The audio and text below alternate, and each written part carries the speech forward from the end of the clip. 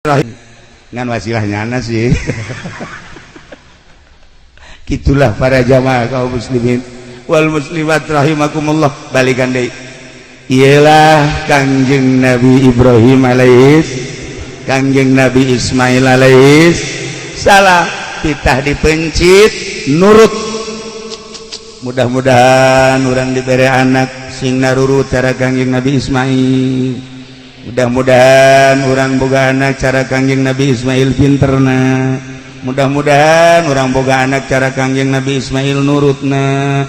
Mudah-mudahan orang boga anak pos Kangjeng Nabi Ibrahim barahana loyalna jeung sagala rupana. Amin ya robbal alamin. Akhirna Kangjeng Nabi Ibrahim bebeja ka Siti Hajar. Neng kuari isuk-isuk tanggal 8 Zulhijjah ieu anak pandian nu rapih geus dipandian pakaian baju nupang bagusna sisiran anu rapih minyakan cek Siti Hajar dek ka mana emang dek dibawa ke tempat makan-makan insyaallah tuh ku Siti Hajar dipandian geus dipandian di pakaian baju nu rapih bagus disisiran diminyakan serahkeun ka Kangjeng Nabi Ibrahim ditungtun ku Kangjeng Nabi Ibrahim. Kangjeng Nabi Ibrahim nyokot peso belati jeung tambang dina hate ibuna pan deuk makan-makan si mau belati pan mawa tambang tapi teu nanya geus indit ditinggalikeun ku Siti Hajar. Datanglah Kamina. Begitu datang Kamina di dieu abah teh diinstruksikeun ku Gusti Allah titah mencit anjeun teh wahai Ismail. Cek Kangjeng Nabi Ismail, di mana Allah ngainstruksikeun? Siap. Kula dipencit. Masyaallah kan. Ngan abdi wasiat cek Kangjeng Nabi Ismail ka abah. Di mana-mana kula dipencit hiji talian leungeun kula nu mantak di talian leungeun jeung suku abeh begitu kula meronta ka talian abah teu pati sedih jang abdi moal sedih sebab nu kadeuleu Allah budak 13 tahun pikir ku urang. Nomor kadua abdi wasiat di mana-mana abdi rek dipencit beungeut abdina ilal ardi coba sangharepkeun ka taneuh supaya besi abdi merenyi jeung ceurik abah ulah neuleuh merenyi abdi abah mah abah bae kena tenang. Katilu wasiat di mana rek dipencit abdi leungeun baju abah wayahna jubah abah kudu disingsatkeun maksudna abeh getih abdi ulah aya nu nempel selain ka taneuh besi kurang ganjaran abdi ku sebab ngecret ka leungeun baju abah. Nomor kalimana bejakeun ka ibu abdi ibu Hajar bejakeun kitu anak dipencit teh lain berarti ieu teu deudeuh jeung teu nyaah tapi dititipkeun ka zat nu maha ngahampura maha deudeuh maha nyaah maha sagala-galana urusanana leuwih tibatan indung jeung bapa ngurusan ka abdi bejakeun ka emak. Nomor kagenepna besi aya budak sebaya jeung abdi ulah dideketkeun ka abdi besi ngajerit tur ulah dideketkeun ka ibu abdi besi ibu abdi engke majarkeun abdi. Nomor katujuhna ieu baju abdi buka setelah abdi dipencit sanggakeun ka ibu jang pelipur lar supaya ibu ketika nanyakeun mana Ismail ieu bajuna ai Ismailna ka mana dititipkeun ka zat anu maha ngurus urusanana leuwih tibatan indung jeung bapana. Maksudna kumaha bejakeun dipencit ieu bajuna masyaallah kari. Nomor kadalapana besi aya budak-budak saumur abdi salila setahun 2 tahun ulah teu nanyaba ka imah besi engke ibu abdi nyebutkeun Ismail teh segede kitu baheula waktu dipencit teh ulah supaya ngomong kitu. Masyaallah kari. Eta wasiat diabadikeun di sejarah. eta wasiat teh dibaca ku para aulia Allah eta sejarah teh. Assalamualaikum warahmatullahi wabarakatuh.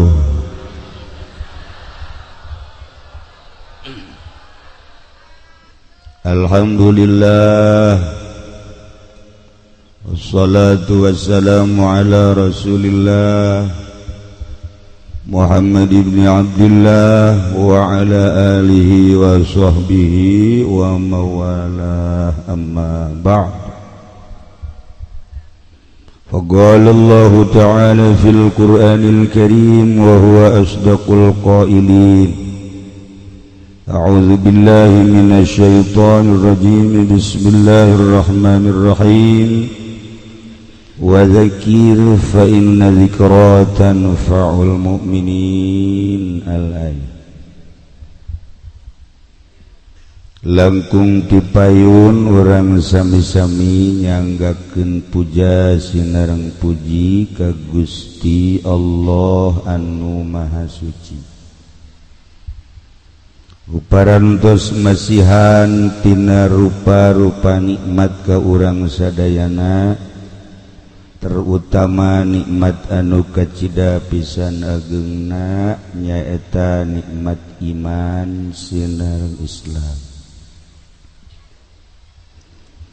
Shalawat sinareng salam mugia dilimpahkeun ka junjunan alam Kangjeng Nabi urang Kangjeng Nabi Muhammad sallallahu alaihi wasallam, katut ka para kaluargina oge ka para sahabat-sahabatna rauh para tabi'in atba tabi'in al-mukarramun, para alimil ulama, para asatidz, para tokoh masyarakat, bil khusus ka kiai-kiai setempat, khususna pisan ka guru urang Kiai Haji Supendi. Salah, Kiai Haji Subandi. Hampura loba kasalahan, nu lain kiai di kiai-kiai, nu kiai asli di lain-lain, nu tadi mah lain nu teh lah.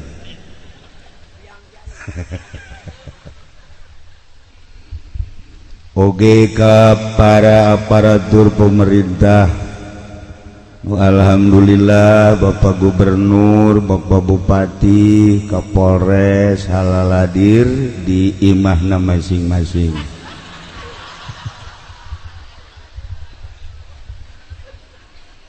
Para qori hadirin wal hadirat, kaum muslimin wal muslimat rahimakumullah.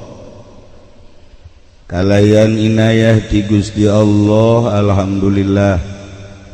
Simkuring khususna umumna urang sadayana dina saah ieu tiasa kempal di dieu ku terdorong rasa cinta ka Allah, cinta ka Kangjeng Rasulullah, cinta ka para warasatul anbiya. Ku modal cinta etalah alhamdulillah di mana aya pangawasan urang selalu hadir, hayang dibeungkeut jaga di akhirat supaya dihijikeun jeung ahli-ahli Allah. Bahkan polisi ge polisi wari hadir, hayang ngahiji di akhiratna lain jeung Jokowi tapi jeung Allah. Sabodo di dunia mah kumanyana bae tah mah, di akhirat mangke urang butuh ka Allah, butuh ka Kangjeng Rasulullah. Anak kula sok nanya, "Bung besi polisi, bung ka ditu ieu cek kula polisi ge jelema." Cek emang jelema. Jelema lah.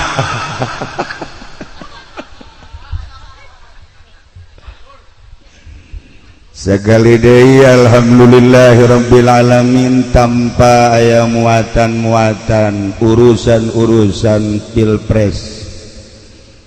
Urang menuju ke akhirat supaya urang kabehan terbuka hati urang. Dunia masa pira dunia nu jadi presiden paeh, nu jadi gubernur mah sarua, jadi polisi modar, jadi masyarakat koit sarua kabeh kiai geja paeh.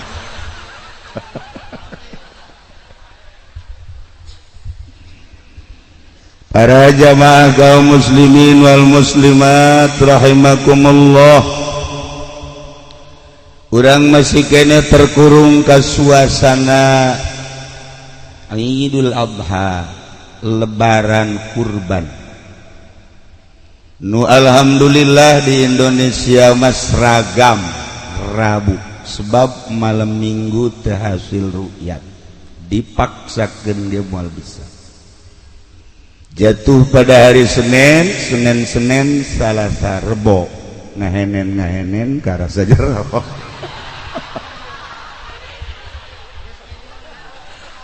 Maksudna lebaran Rebo, si masuk kaju macem-macem.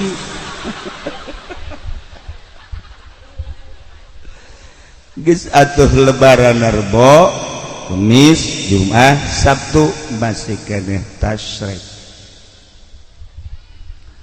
Lamun urang ngajujut tina masalah kurban, kitab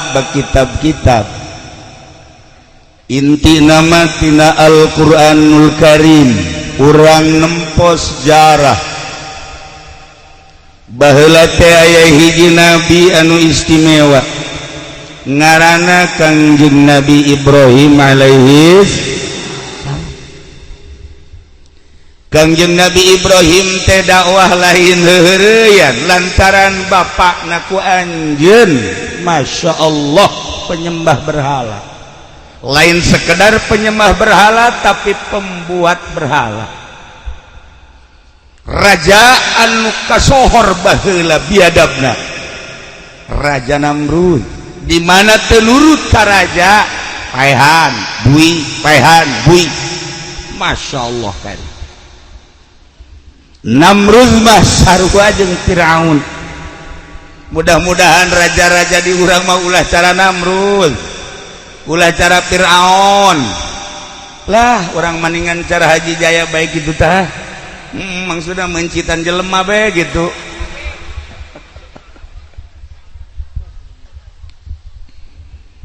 Kangjeng Nabi Ibrahim teh singkat nama dakwah.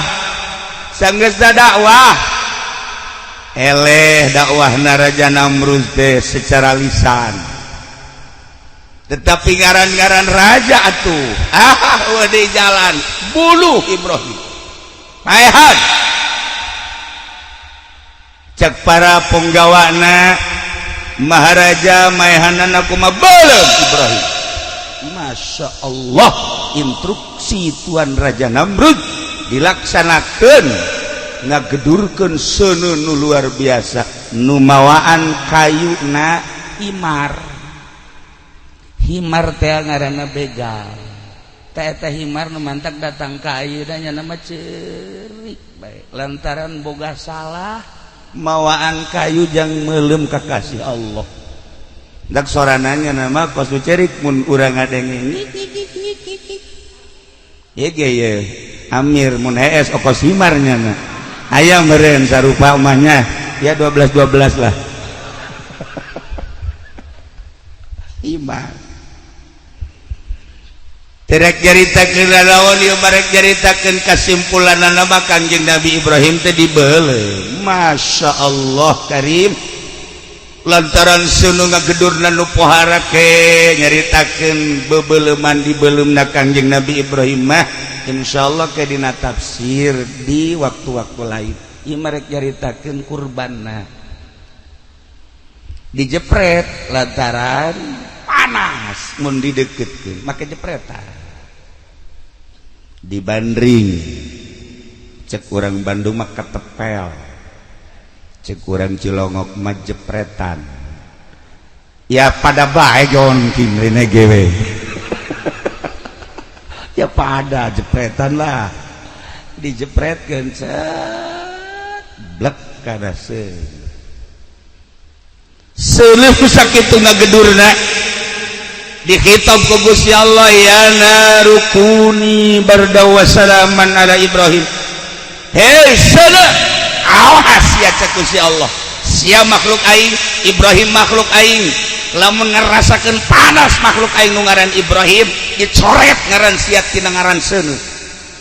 Masya Allah jadi naon atuh cak seuneu aing ieu kuli barda iis maneh wassalaman awas jadikeun kasalamatan. Eta Kangjeng Nabi Ibrahim begitu datang ka sana Masya Allah tiis luar biasa.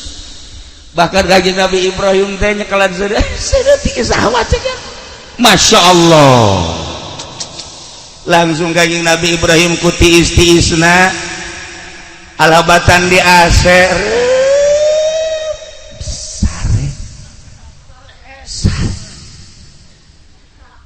kuari ge lamunan WS ieu kateulihan Nabi Ibrahim ye kuari Nabi Ibrahim Masya Allah kari di samping sare tatangkalan jara radi nungaran anggur nungaran apel nungaran jeruk berbagai-bagai bubuahan. Masya Allah Kangjeng Nabi Ibrahim hudang kaget ieu baja apel ieu baja jeruk tuh Kangjeng Nabi Ibrahim dibalangkeun ka seuleuh bubuahan loba di Imah Haji Pendi mah urut loba di hes di padang hes eueuh komo tatarina Allah atuh Allah bae geus. Nah ieu ge khawarikul adat teh termasuk min jumlati belah kencai mah ya Kangjeng Nabi Ibrahim istimewa Masya Allah. Dan bantah kuari sok diwirid ku urang Cisoka Kaki Wahab gamenta coba ge Ki Ato Ki Nurjaya pernah kukula dibere wirid ji wirid ku Ki Nurjaya langsung nyekal seuneu tutung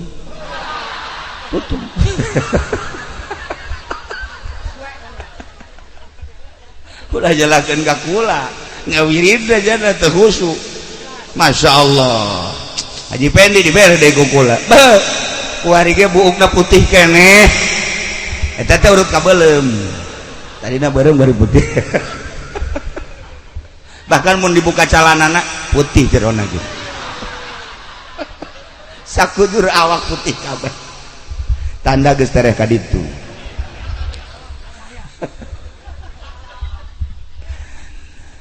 Nah guys kesimpulan nama Kangjeng Nabi Ibrahim salamet. Kangjeng Nabi Ibrahim dibelem di mana cenah kieu tempatna Turki. Besi ibu-ibu bapak-bapak hayang ningali tempat pembakaran Kangjeng Nabi Ibrahim yuk jeung kula ka Turki deui ka ditu. Kuari nyencelengan sapoena 100 perak kadituna 50 juta sabar tahun entah sih kaburu parae di Turki. Masya Allah karim Kangjeng Nabi Ibrahim harita langsung berangkat ke Yerusalem. Tidinya Gusti Allah ngainstruksikeun ka Kangjeng Nabi Ibrahim, hai Ibrahim anjeun berangkat ke Syria Syam. Kangjeng Nabi Ibrahim berangkat tanpa pamrih jeung istrina Siti Hajar berangkat ke Suriah ke Syam. Tidinya Kangjeng Nabi Ibrahim titah ke gunung. Berangkatlah Kangjeng Nabi Ibrahim munajat diabadikeun dina Al-Qur'anul Karim. Wa qala inni zahibun ila rabbi. Kangjeng Nabi Ibrahim simkuring dipiwarang ku Gusti Allah di Palestina ka Suriah ka Yerusalem. Inni zahibun ila rabbi sayahdin. Piwarang munajat pepentaan nu bakal dituduhkeun ku Gusti Allah, nu bakal dibere ku Gusti Allah naon nu dipenta ku Kangjeng Nabi Ibrahim. Kangjeng Nabi Ibrahim teu loba pamenta Rabbi habni minas sholihin. Gusti, di samping abdi nyuhunkeun pangampura ka Gusti, keluarga abdi nyuhunkeun pangampura Gusti, umat abdi nyuhunkeun dihampura, jang kelanjutan agama Gusti, abdi teh nyuhunkeun putra. Lantaran abdi can dipasihan putra Gusti, pasihan abdi putra ngan ulah saanak-anakna. Ai sakadar jang tukang nonton TV maulah Gusti, jang kadar sakadar WH-an WH data tuntung nama. Ulah Gusti, jang sakadar mangun cimpong mah teu hayang abdi teh Gusti. Abdi mah hayang minas sholihin, abdi mah hayang dipasihan putra anu sholeh. Masya Allah, ibu bapak penta ka Gusti Allah. Jang perjuangan agama selanjutnya pondok pesantren teh kuari teh makin tenggelam, dina ayana kiai na teh geus acak-acakan. Kiai mah koridorna, kiai mah sekupna hanya sekedar ulama teh ngembangkeun agama. Di mana celek ngaji, di mana celek ngaji lain nyaritakeun nagara. Kuari acak-acakan lantaran kiai ilu campur di agama, ilu campur di negara, nu nagarana lain bentuk syariat nagarana, negara jurig di Indonesia. Saya nu mimilu hati jadi jurig. Mandek kiai nu mimilu di negara, kiai caksia sama, aing mah toser doang. Polisi memang tiba heula jadi jurig jangan mah, TNI jadi jurig mah, emang jurig negara jangan mah, atuh kunaon kiai haju ka babawa. Masalah nu jadi masalah aja kiai geus sarua jelema boga kahayang agama jadi acak-acakan. Iyalah jadi permasalahan di Indonesia, pro dan kontra dibahas. Jawa Timur, Jawa Tengah, Jawa Barat termasuk Banten membahas tentang kelanjutan agama setelah diacak-acak ku para kiai, asup di kementerian, asup di DPR, asup di kebupatihan, asup di gubernuran. Aya eueuh hasilna kiai nu aya di DPR, poin mana nu geus dihasilkeun ku kiai? Eueuh sama sakali. Jeung henteu maksud dararawah di dinyana teh. Kula akrab jeung Kiai Haji Zainuddin MZ almarhum, ketika manehana ngobrol jeung kula, bukan dunia kiai ternyata DPR. Saya insyaallah kiai masuk di DPR itu niat dakwah, tetapi ternyata sulit dakwah di dewan. Saya tarik mundur, kemudian berangkat dakwah lagi. Nah, nunduk coba-coba kuari jadi DPR, delekeun Rarang Sadan. Kiai baheula nu asup ka Golkar, wassalamualaikum warahmatullahi wabarakatuh. Kuari anu ngadukung PDI, wassalamun alal mursalin walhamdulillahirabbil alamin. Maksudna agama, ieu mah agama, urusan kelanjutan dirina, pembangunan jeung wawasan atuh leuwih agama. Atuh Kinurjaya bage geus teu bisa nyebutkeun cau. Kinurjaya ieu naon? Cau tolol. Ki Subandi baheula teu bisa nyebut cau. Hei, kiai, cau. Nah, barang kukurang geus diservis, wari bisa nyana cau horeng. Nah, ieu Ki Subandi geus diservis we. Cau. Ki Wahab mah wari ge cadel kene lauk nya mah. Masalah ngan agama cadel.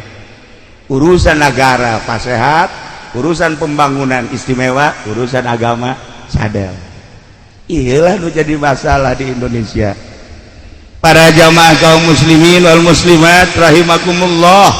Nah, Kangjeng Nabi Ibrahim muli ka bumi, Masya Allah karim. Telila Kangjeng Nabi Ibrahim dipasihan keturunan tina hasil doa munajat di hiji gunung. Istrina Siti Hajar ngandung, Masya Allah, borosote seorang anak lalaki. Kasep nauh tanding. Ibu lamun nyaritakeun kasep mulai neuleut ti dia ye.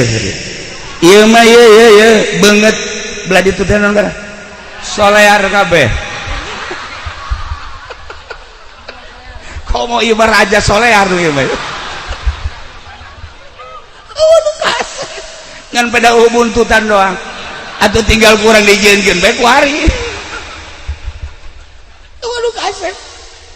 Ya Allah ya Rabb, Kangjeng Nabi Ismail mah begitu borosot dilalayan ku tatangga eueuh nu nyebutkeun teu kasep. Imimiti tarangna, halisna, irungna geus kabentuk pikasepeun anu luar biasa.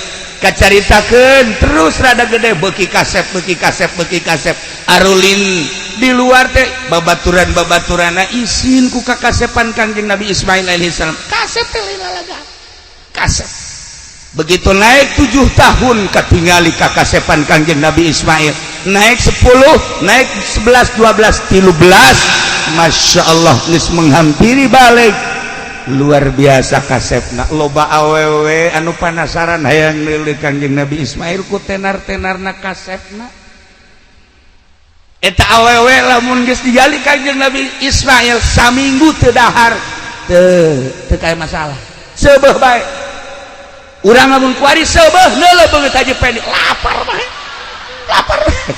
Malah keluar peureup.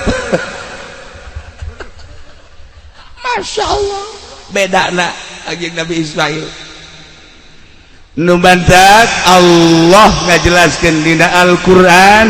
Ya Allah ya Rabb, dibungakeun Kangjeng Nabi Ibrahim bi gulamin halim fabasyarnahu bi gulamin halim. Kangjeng Nabi Ibrahim doana diijabah ku Gusti Allah, dibere pangbubunga. Ya Allah bi gulamin halim, dibere anak nu ngaran Ismail. Halim teh kasabaranana leuwih tibatan sabar biasa, disebut aris. Sabar mah loba tapi mah leuwih tibatan sabar nu biasa. Istimewa. Bunga nu kacida Kangjeng Nabi Ibrahim jeung Siti Hajar, di mana isuk-isuk ningali anak nu sakitu kasepna cerdas dan luar biasa. Eueuh ti bendueun indung bapa resep ningali anak. Jeung dina resepna dina salian ti resep teh capetangna. Dina salian ti capetang cerdasna. Dina salian cerdasna babantu ngabantuan imah tangga teh geus teu kudu dititah. Masya Allah. Du jadi bapa jeung indung boga anak Ismail cumpon resepna luar biasa. Masya Allah. Lamun urang boga anak kos kitu ngeunah. Ieu mapan anak dihudangkeun isuk-isuk wah seda. Lain hese deui cak urang Jogja wah seda. Geus leuwih ti hese tah berarti tah. Dina hudangna Masya Allah teu daek mandi. Teu daek mandi, pugu ngising calana. Geus teu daek ngisang-ngisang acan. Ceurik. Indung bapana lamun henteu make pangitik atuh hese teh budak. Deres di Cilongok mah budak leutik, di Cisoka mah, di Cisoka geus gede ge teu daek mandi tolol. Geus tolol, aki-aki ge teu daek mandi keneh bae. Ieu bedana Cilongok jeung Cisoka teh seperti kitu tah.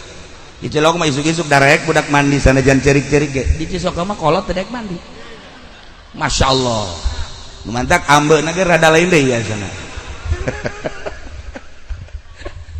Nah, barang geus umur 13 tahun Kangjeng Nabi Ibrahim diberi impian ku Gusti Allah.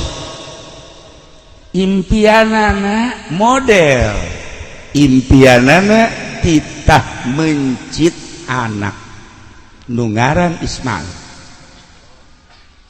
Aisyah sakalana kumaha emang Kangjeng Nabi Ibrahim nu mancak titah mencit anak. Sasakalana Kangjeng Nabi Ibrahim teh ya Allah ya Rabbi buarahanana luar biasa. Di mana-mana bulan haji Kangjeng Nabi Ibrahim teh ieu sedekah embe 1000 embe. Nu ngaran munding 300 munding, onta 100 onta. Lain dina bulan haji bae. Ketika lewat sebulan 2 bulan Kangjeng Nabi Ibrahim sedekahna 1000 embe teu pernah kurang. 300 jamus munding. 100 onta. Ya Allah ya Rabb, datang ke masyarakat ya masyarakat kabeh ngarasaan ngadahar daging kabeh ngarasaan nu resep embe daging embe, nu resep onta daging onta, nu resep munding daging munding, kabeh ngarasaan. Datang ke malaikat, kagetan malaikat, masya Allah cek malaikat, hamba Allah nu ngaran Ibrahim kubarahan-barahan teuing. Masyarakat kabeh bunga ngadahar daging kabeh. Ai kunaon kiai kuari dibere korban masyarakat teu ngadahar daging. Beak kabeh ku kiai. Lain di dieu di Belaraja. Lain masya Allah tak kiai teh dekeun ngabagi. Loba nu menta ge teh dibere ieu mah jang kiai. Ya Allah eta urang Belaraja, KTP-na mah urang Cisoka. Aya kemodelan antara Kangjeng Nabi Ibrahim jeung kiai-kiai urang. Malah nu ieu mah ulah ka dipencit engke cenah jang sedekah. Nu ieu mah ulah waka, nu ieu mah ulah waka. Dikirim kabeh bangsa jelema-jelema anu dipekadeudeuh ku nyana masyarakat banu menta. Ya Allah dibere saparapat on. Dibere saparapat on. Aju ku nyana ditusukan, digarang. Ya Allah teu datang ka beuteung jadi ceuhil doang. Tungtungna makan didoakeun ku nyana teh ku galedeg ka Ki Ato. Ki Amir teh eta. Tega bagi blon. Masyaallah kan. Komo tukang mencit kulit dibawa kunyana, hulu dibawa kunyana, ceker dibawa kunyana, jeroan dibawa kunyana. Hei, ieu kumaha lalakona? Masya Allah, talancuh nage talancuh dibawa. Ya Allah ya Rob, ya Allah ya Rob, Gusti Allah, eta anak buah Ki Nurjaya, kunaon jadi kos kitu? Orang dititah kunyana. Kangjeng Nabi Ibrahim pohara Kangjeng Nabi Ibrahim dalahar kumaneh ta 1000 dalahar ta kumaneh 300 man munding ta dalahar kumaneh onta. Ya Allah ya Rabb, masyarakat mika cintana luar biasa ka Kangjeng Nabi Ibrahim alaihi salam lantaran nyana mabebereanana nu pohara. Eueuh hiji tamu nun teh disuguhan ku Kangjeng Nabi Ibrahim, bahkan antara Baghdad Suriah, Palestina Suriah, Mekah Suriah, lantaran Suriah teh pusat perpasaran, pusat pasar, di mana bae nyieun kam-kam, nyieun pos-pos, jang pedagang-pedagang, jang musafir-musafir nu liwat, setiap liwat kadinya kudu disuguhan. Ya Allah ya Rabb, beuh lamun urang model kos kitu tah kaboga urang dikerahkeun pohara, maka malaikat selalu memandang Kangjeng Nabi Ibrahim alaihi salam. Aya sababaraha masyarakat anu naros oge malaikat Jibril diutus ku Gusti Allah titah ngarupa manusia bareng jeung para inohong para tokoh. Kangjeng malaikat Jibril menghadap ke Kangjeng Nabi Ibrahim. Assalamualaikum. Waalaikumsalam. Ya Ibrahim, aya anjeun popoharaan teh ieu sedekah mandi ribuan hewan disodakohkeun henteu nyaah. Cek Kangjeng Nabi Ibrahim, ieu hewan milik Allah lain milik kula, kula teu ngarasa ngapimilik diri kula anu Allah, dunia langit jeung bumi katut eusina nu Allah diinstruksikeun ku Gusti Allah kita sedekah selama Allah marentah boro-boro hewan. Andai kata kaula boga anak, anak kula mau diinstruksikan kita dipencit ku kula mah demi nurut ka Gusti Allah. Masya Allah kan. Iyalah Kangjeng Nabi Ibrahim Khalilullah. Kangjeng Nabi Ibrahim munajat tadi di pasihan putra sakitu kasepna umur 13 tahun geus rada dewasa.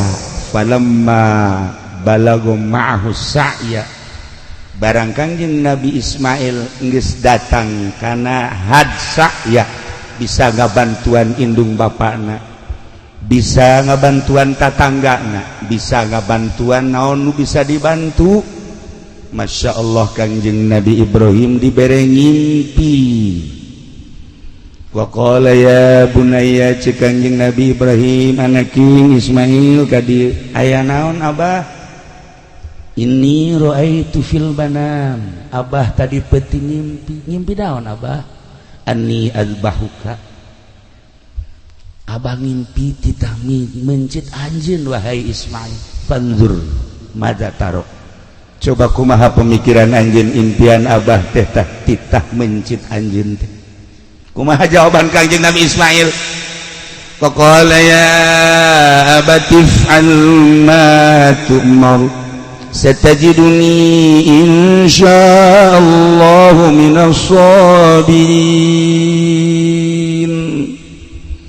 Cek Kangjeng Nabi Ismail, abah naon impian abah berarti instruksi ti Gusti Allah. If'al ma tu'mar, laksanakeun perintah Gusti Allah. Gusti Allah nitah mencit abdi, ya Allah ya Rabb, pokokna mas satajiduni, abah bakal manggihan ka kaula nurut abdi minas sabirin. Abdi persilahkeun ku abah pencit. Di mana instruksi Allah? Urang lamun boga anak kos kitu tah kaset biasa haju titah dipencit ambo-ambo berendanan Gusti banyak kudu mencit anak, mendingan Haji Pendi pencit daripada mencit anak. Majanya manggil manfaat tak Gusti. Ya Allah ya Rabb, coba eta datang kacak tetangga eta bae cenah Gusti. Ya mantaknya nama iilunan jeung kiai ge pamajikan geus doakeun. Nu mantak geus doakeun atuh geus manfaat lah.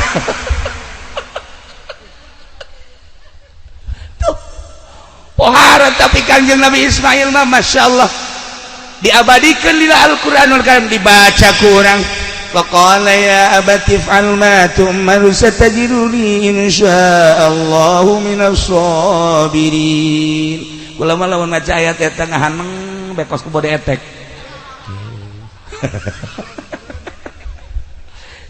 Sekula teh ieu si budak pohara amat nurutna kanu jadi kolot. Masya Allah. Kangjeng Nabi Ibrahim nasa kitu poharana, anak nasa kitu sabarna, hayang amat boga anak seperti kos kitu tah. Urang majol anak Masya Allah geus mamawa kampak ya bah. Bah, kampak leutik ya bah. Emang jang naon? Tarang abah ya. Maksudna naon sia? Belikeun motor bah. Lamun henteu antara dua kaca jeung tarang abah. Sial teh urang Cisoka boga goblok.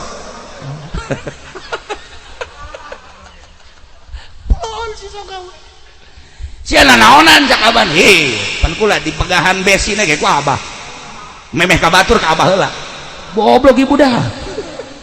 Ieu bae seminggu motor eueuh awas mun teu kaca tarang.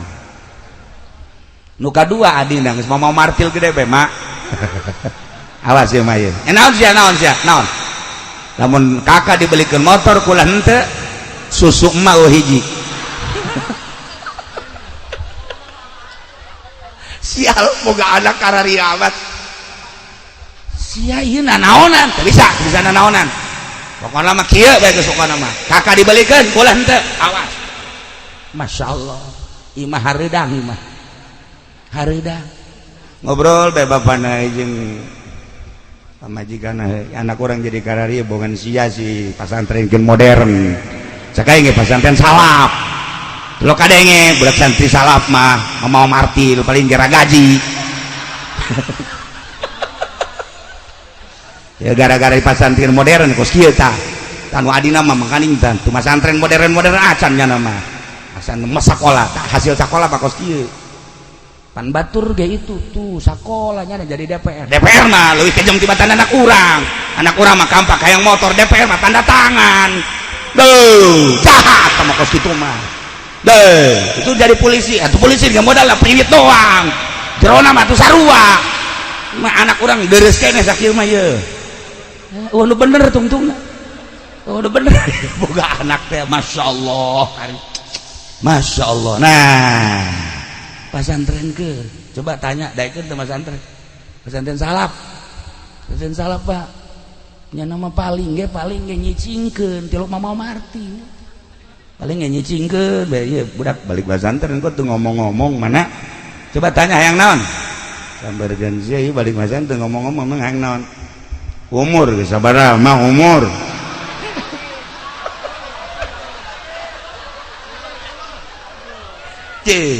pasti nanyakeun umur emang emak tilok ngitung ieu kula ieu nu mantak make samping geus teu bagus ge eta teh demo sebenarnya mah.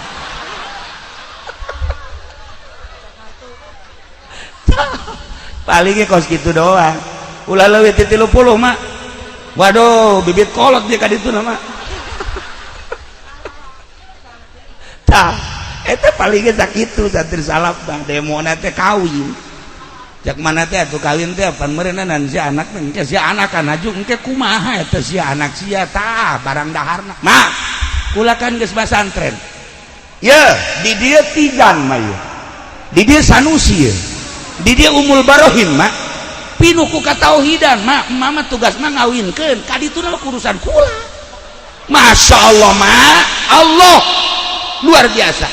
Atuh geus pokona mah engke ge hese-hese teh mah balik deui ka emma mah.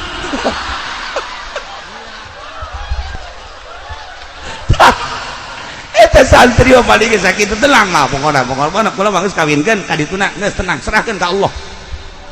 Aing ngadenge sia mah gede hate. Tapi penyerahkeun ka Allah ge kudu syariat mah aya nu syariat anu torekat anu hakikat kur bisa tengah hakikat mah. Beuh budak kudu dikubur ya. Ya Allah ya Rabb.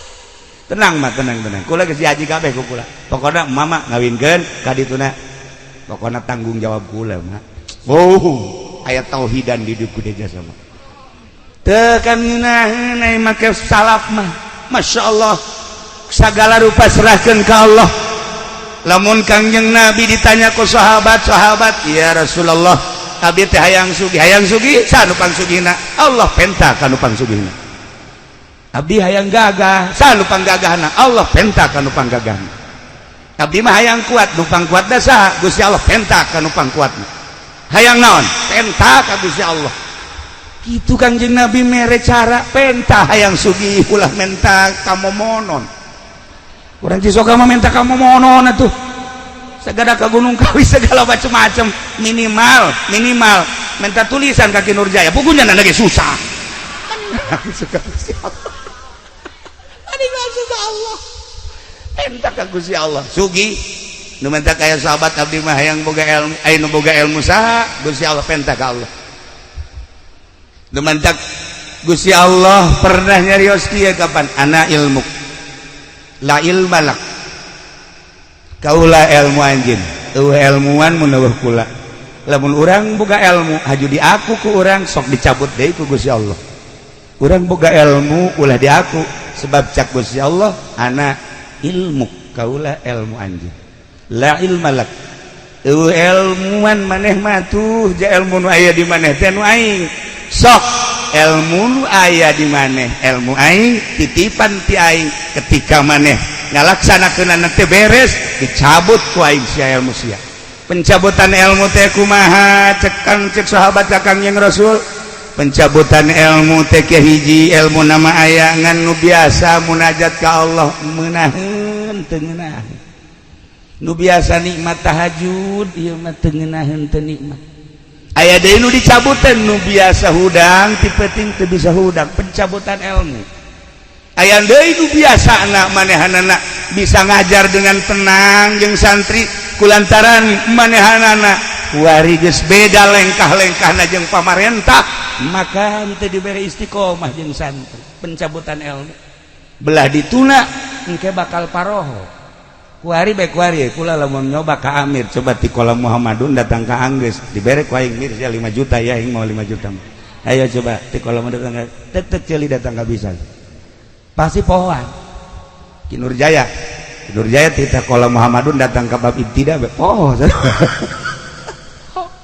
tak eta teh ilmu teh dicabut ku Gusti Allah dicarabut sebab lawan nu ieu nyandung bae nu ieu mencitan kebo bae atuh geus beres dicabut tah itulah para jamaah luruskeun ka Allah ulah diaku ilmu teh kurang no Allah gunakeun sesuai jeung perintah Allah insyaallah batur bisa jamul jawame urang mangan sekadar bisa amil tapi lurus ka Gusti Allah amil bakal mabruk dibanding nu bisa jamul jawame ulah dikira gede kitabna haju hebat henteu sebab naon teu istiqomah ieu cara nu ku urang kuari keur dihaulan nu mantak urang datang ka dieu kula ge terundang padahal mah diundang ku Subandi embung kula barang inget ka almarhum aing hayang babarengan di akhirat jeung ki Subandi onam diundang ku nyana sangeuk inget ka almarhum Abuya Ardani emang kumaha kitu Kiai abah kula sok ngobrol Kiai serba bisa mah Abuya Ardani kula eta amun ngobrolkeun ngadengekeun serba bisa kumaha abah kori nya nama bisa ceramah nya nama bisa mamaca nya nama mamaca tuh nya nama adu kikieuan bae asakannya nama tolol meureunana mamaca kudu berobani nya nama bisa Masya Allah sagala bisa tak di Ardani mah di samping eta tamarhaban nu kuari berkembang di ditu tuh di Kendal di pondok terus ka ditu ka Rajeg eta teh meunang ngadidik Abuya Ardani istimewa dan mantap berarti ahli Allah tur ikhlas hayang ka bawah ieu mah kula mah lain undangan ki Subandi ja lain kula mah undangan Abuya Ardani ngan wasilahnyana sih gitulah para jamaah kaum muslimin wal muslimat rahimakumullah balikan deui ialah Kangjeng Nabi Ibrahim alaihis Kangjeng Nabi Ismail alaihis salam titah dipencit nurut mudah-mudahan urang dibere anak sing narurut cara Kangjeng Nabi Ismail mudah-mudahan urang boga anak cara Kangjeng Nabi Ismail pinterna mudah-mudahan urang boga anak cara Kangjeng Nabi Ismail nurutna mudah-mudahan urang boga anak kos Kangjeng Nabi Ibrahim barahana loyalna jeung sagala rupana amin ya rabbal alamin akhirna Kangjeng Nabi Ibrahim bebeja ka Siti Hajar neng kuari isuk-isuk tanggal 8 Zulhijjah ieu anak pandian nu rapi geus dipandian pakaian baju nupang bagusna sisiran anu rapi minyakan cek Siti Hajar dek ka mana emang dek dibawa ke tempat makan insyaallah tuh ku Siti Hajar dipandian geus dipandian di pakaian baju nu rapih bagus disisiran diminyakan serahkeun ka Kangjeng Nabi Ibrahim ditungtun ku Kangjeng Nabi Ibrahim Kangjeng Nabi Ibrahim nyokot peso belati jeung tambang dina hate ibuna pan dek makan si mau belati pan mawa tambang tapi teu nanya geus indit ditinggalikeun ku Siti Hajar datanglah kamina begitu datang kamina di dieu abah teh diinstruksikeun ku Gusti Allah titah mencit anjeun teh wahai Ismail cek Kangjeng Nabi Ismail di mana Allah ngainstruksikeun siap kula dipencit Masya Allah kan ngan abdi wasiat cek Kangjeng Nabi Ismail ka abah di mana kula dipencit hiji talian leungeun kula nu mantak di talian leungeun jeung suku abeh begitu kula meronta ka talian abah teu pati sedih jang abdi moal sedih sebab nu kadeuleu Allah budak 13 tahun pikir ku urang nomor kedua abdi wasiat di mana-mana abdi rek dipencit beungeut abdina ilal ardi coba sangharepkeun ka taneuh supaya besi abdi merenyi jeung ceurik abah ulah neuleuh merenyi abdi abah mah abah bae kena tenang katilu wasiat di mana rek dipencit abdi leungeun baju abah wayahna jubah abah kudu disingsatkeun maksudna abeh getih abdi ulah aya nu nempel selain ka taneuh besi kurang ganjaran abdi ku sebab ngecret ka leungeun baju abah nomor kalimana bejakeun ka ibu abdi ibu Hajar bejakeun kitu anak dipencit teh lain berarti ieu teu deudeuh jeung teu nyaah tapi dititipkeun ka Zat nu maha ngahampura maha deudeuh maha nyaah maha sagala-galana urusanana leuwih tibatan indung jeung bapa ngurusan ka abdi bejakeun ka emak. Nomor kagenepna besi aya budak sebaya jeung abdi ulah dideketkeun ka abdi besi ngajerit tur ulah dideketkeun ka ibu abdi besi ibu abdi engke majarkeun abdi.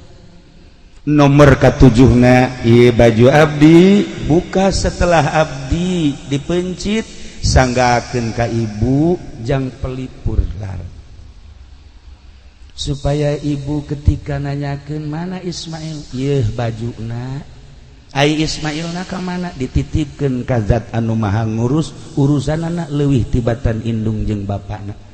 Maksudna kumaha bejakeun dipencit ieu bajuna masyaallah kari. Nomor kadalapana besi aya budak-budak saumur abdi salila setahun 2 tahun ulah keuna nyaba ka imah besi engke ibu abdi nyebutkeun Ismail teh segede kitu baheula waktu dipencit teh ulah supaya ngomong kitu. Masyaallah kari. Eta wasiat diabadikeun di sejarah. Eta wasiat teh dibaca ku para aulia Allah. Eta sejarah teh dibaca ku ulama-ulama. Sagede Ismail Kangjeng Nabi Ismail umur 13 tahun geus bisa wasiat model kos kitu ka indung bapa. Mangga bapak abdi besi rek dipencit. Begitu ditalian Kangjeng Nabi Ibrahim Kangjeng Nabi Ismail ku Kangjeng Nabi Ibrahim jol ke iblis. Cek iblis wahai Ibrahim aya eueuh sejarahna ti zaman Adam tepi ka ayeuna bapa mencit anak. Eueuh atuh kunaon maneh ieu mencit anak ieu mah mencit ya instruksi ti Gusti Allah. Selama instruksi ti Gusti Allah boro-boro anak aina nu kudu dipencit pencit bae asal instruksi Gusti Allah. Waduh cak iblis ieu bagus moal bisa cenah teh mah moal bisa dirobah ieu sia emang aing teu nyaho cak Kanjeng Nabi Ibrahim aing memang teu nyaho ka dia aing nyaho ka dia teh lain manusia dia tolol buat dia mah asalna Kanjeng Nabi Ibrahim karangkaseul hari teu meureun nyokot batu Kanjeng Nabi Ibrahim langsung dicekel begitu dicekel dibalangkeun bismillah Allahu akbar joder timpahan Kanjeng Nabi Ibrahim ka iblis kena matana bocos matana besi aya polisi nu bocos matana eta berarti katimpah eta Allah bocor. Aduh cak iblis teh aing kasih bae kos kieu cak kitu. Lah mal mundur aing mah. Kajian ku kumaha ge aing datang ka ibuna, manya ibuna kudu ngameunangkeun mencit anak. Datang ibuna keur calik we ge bari nasbeh. Allah Allah Allah Allah Allah. Bel. Nginaheun da lamun nyaba ka hiji awewe na bari nyekelan tasbih. Tiis hate. Allah Allah Allah ya malain Waalaikumsalam ibu ayah di mana tuh keur nonton TV Masya Allah malah ayah di Cisoga balik di Panggang Allah Allah Allah nah cek iblis Assalamualaikum salam iya Hajar mohon nyaho teh anak Ismail tuh dek dipencit wah banyak bapak mencit anak ih kuari geus digolerkeun naon cenah nu mantak dipencit nanya teu ka Ibrahim nanya naon eta nu mantak dipencit nya lo boga sangka bahwa eta teh instruksi ti Gusti Allah coba gerahan ka ditu salaki kula mah nabi salaki kula mah nabi mah tilok bohong sekali instruksi ti Gusti Allah pasti instruksi ti Gusti Allah lain cara kiai di Cisoka wah sama kiai raradutan apa kos itu salah kiai abdi mana abdi cak jana pokoknya sekali instruksi pasti instruksi percaya antep ke dipencit teu naon Masya Allah eta indung kuat ke percaya jasa ka salaki lantaran salakina tilokna bohong salakina ya Allah ya Rabbi atuh urang papan babajikan deuk percaya kumaha ka salaki balik jam 12 ke atas di mana ngariung rada lambat acet Masya Allah, kok mau Kifudolim, Masya Allah Karim. Nyana mah setengah bajingan sebenarnya. Balik peting ya nyana. Orenganan ya Allah ya Rabbi mal bejakeun lah. Rahasia perusahaan teman. Atuh sia mah bapana bapak rusak. Tah ieu deuk percaya kumaha pamajikan kanu jadi salaki. Balik di mana-mana teh kok parfumna lain deui Kak. Ieu mah rada tajem kieu. Biasana lain parfum boti mah ieu mah Kak. Lah budak tah. Orenganan mal bejakeun deui bae. Ieu mah baja, ieu mah Pak Kak, ieu mah parfum awewe mah gosok. Nyaho teh budak nyemprot lain deui cenah teh. Gorenganan kanyahoan mah geus 7 tahun ditungtun muda. Aya anak saha deui atuh. Deuk percaya kumaha pamajikan kanu jadi salaki. Tuh. Ya Allah ya Rabb. Masya Allah nah. Geus heseun iblis datang deui ka Kangjeng Nabi Ismail. Ismail, maneh teh dipake ka dede jeung kanya aku indung bapak. Di mana-mana ulin teh bapak mana jeung maman teh seserian ningali tingkah mana teh kuresep. Haju mana deuk dipencit ieu nurut bae. Selama perintah Allah cek Kangjeng Nabi Ismail, kula moal kaluar ti perintah Allah. Sebab abah kula Nabi boga impian langsung ti Gusti Allah kita mencit kula leuwih ti dipencit. Kula siap nuturkeun lain ka bapak tapi ka Allah Subhanahu wa taala. Bari nyekel batu ditimpah deui ku Kanjeng Nabi Ismail. Joger bae mata nu hiji deui kena buta. Beusi kapanggih jeung polisi buta. Nah iya. Atau abri nu buta atau geus. Eta berarti lelengseran ti ditu eta. Ya Allah ya Rabb. Jadilah kuari syariat ketika orang datang ke Mina nimpahan Jumratul Aqobah, nimpah ula wusto Aqobah, ula wusto Aqobah sasakalana eta. Ya Allah ya Rabb. Langsung Kangjeng Nabi Ibrahim siap dek mencit Kangjeng Nabi Ismail alaihi salam. Geus digolerkeun di dinya. Disiap dek dipencit ku Kangjeng Nabi Ibrahim. Bismillahi Allahu Akbar. Tarik kaluhur. Tarik dekat tungkulkeun ka hadap. Teteurah.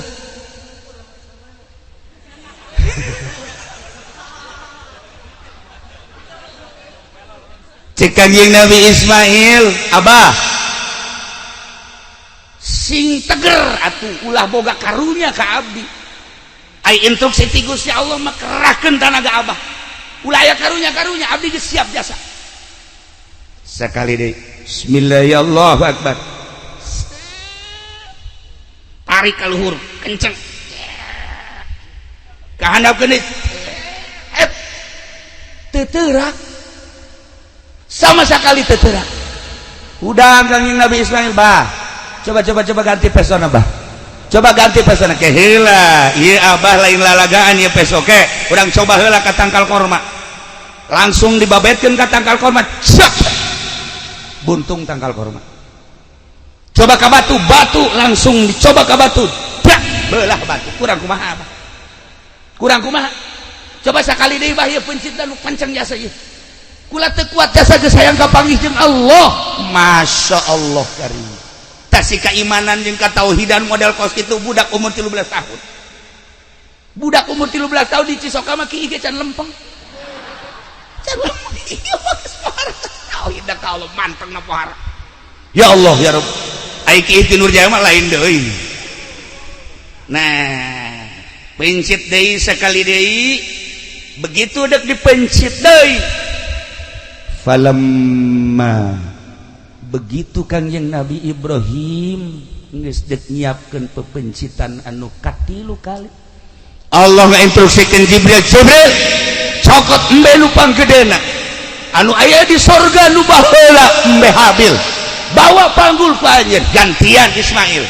Masya Allah Kangjeng Nabi malaikat Jibril alaihi salam nyokot embe langsung dipanggul ku malaikat Jibril dibawa ka dinya wa fadainahu bizibhin azim digantian wahai Ibrahim wa nadainahu ayya Ibrahim qad saddaqta ru'ya cek Allah anjeun geus ngabenerkeun kana impian anjeun teh diangkat jadi khalili kekasih kaula tetapi kuari geus aya gantina tah embe ti sorga langsung Kangjeng Nabi Ismail na dikagigirkeun digantian ku embe cek Kangjeng cek malaikat Jibril Allahu akbar Allahu akbar Allahu akbar cek Kangjeng Nabi Ibrahim la ilaha illallah wallahu akbar cek Kangjeng Nabi Ismail Allahu akbar walillahil hamdu urang-urang nyaho beta gorenganan maca beta kiato teu nyaho dongengna tak kuari we nyaho gorenganan Allahu akbar nu pertama ucapan malaikat Jibril alaihissalam Allahu akbar Allahu akbar Allahu akbar dijawab ku Kangjeng Nabi Ibrahim alaihissalam la ilaha illallah wallahu akbar cek Kangjeng Nabi Ismail Allahu akbar walillahil hamd pencit kiresel wa fadainahu bidzibhin azim inna kadzalika najzil muhsinin Ibrahim di alam ku Gusti Allah moal aya salila dunia aya nu nandingan ka anjeun wahai Ibrahim kepasrahan anjeun ka kaula kabageran anjeun terhadap umat kadeudeung anjeun terhadap umat kabarahan anjeun terhadap umat maka bakal diabadikeun terus setiap manusia datang ka kiamat bakal nyebut-nyebut anjeun urang maca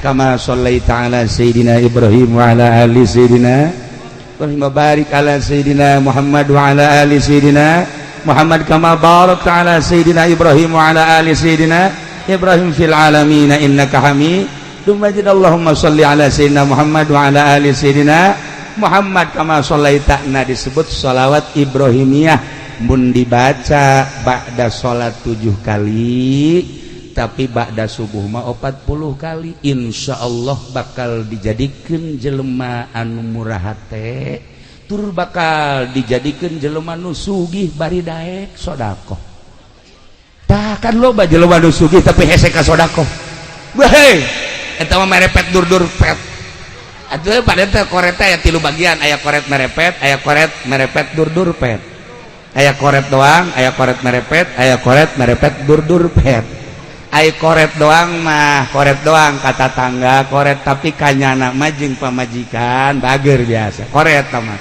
aya koret merepet mah tatangga teh dibere anak teh dibere nyana mah jang nyana aya eta ngaranna koret merepet ai koret merepet dur-dur pet mah tatangga teh dibere anak pamajikan teh dibere nyana ge hayang jajat menta contohna sieun itu kan harus merepet dur-dur pet boro-boro jang batur jang nyana ge hese jasa dia eta mah boga lauk tembang ge diteudeun di handapeun anggal kanyawan ceulina ku cucurut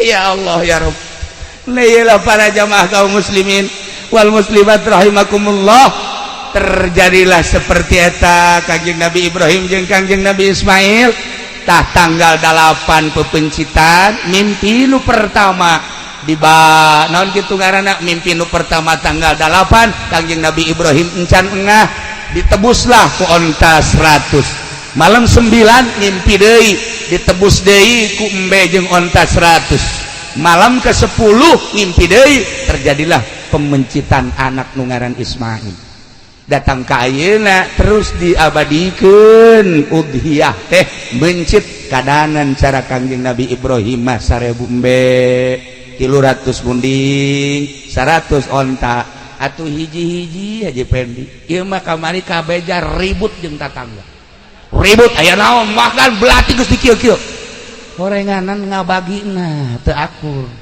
buntut ka imah cenah ceker imah hate imah hulu imah cek tetangga aing naon goblok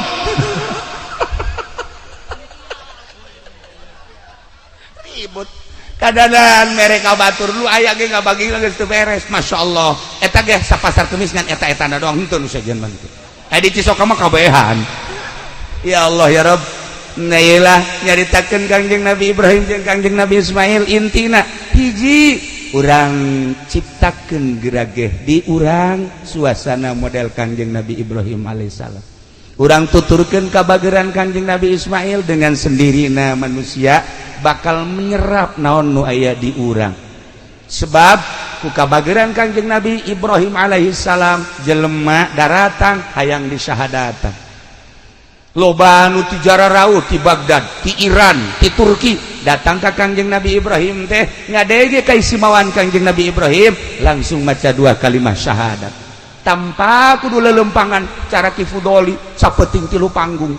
Baheu lain haju maraca syahadat pugunyana ge subuhna kieu teh. Allahumma ini bang. Cak anakna, bah emang duha teh naon? Loba omong sia. Aduh. Atuh lamun anak kos kitu atuh masyarakat aja leuwih ti kitu sarua bae. Kabehan horenganan. Nah iyalah urang tuturkeun ciptakeun contoh Kangjeng Nabi Ibrahim. Kadua Kangjeng Nabi Ismail alaihissalam berlanjut ti Mina terus datang ke tempat pangsaian Mas'a. Iyalah nuturkeun Kangjeng Nabi Ismail alaihissalam Siti Hajar. Para jamaah kaum muslimin wal muslimat rahimakumullah, kiai-kiai urang nu laluhung kirasamna di dieu di ditu abuyana Bu Kiai Abdul Halimna di dia Abuya Ardanina ieu teh jadikeun contoh ku urang kabehan lain sakadar ilmu dibaca na hungkul tapi ieu ke masyarakatanana meureun nu mantak masyarakat teh ngimplet teh bisa daek belajar marhaba bisa daek baca sholawat di dirina meureun aya marhabaan hartina aya marhabaan teh cinta ka Kangjeng Nabi hartina aya sholawatan teh cinta ka Kangjeng Nabi Muhammad sallallahu alaihi wasallam. Yuk urang babarengan cintakeun ka Allah, cintakeun ka Kangjeng Rasulullah, belah dieuna cintakeun ka para wali-wali Allah, belah dieuna pisan cintakeunlah ka para ulama warasatul anbiya. Tidak terkecuali jakabehan ge urang teh butuh syafaatil uzma. Ayeuna beda-beda urang teh pakaian keur kieu make jubah, keur kitu make samping kieu make jas, kieu make pakaian polisi. Ketika urang Allahu Akbar mah hate urang sarua ka Allah.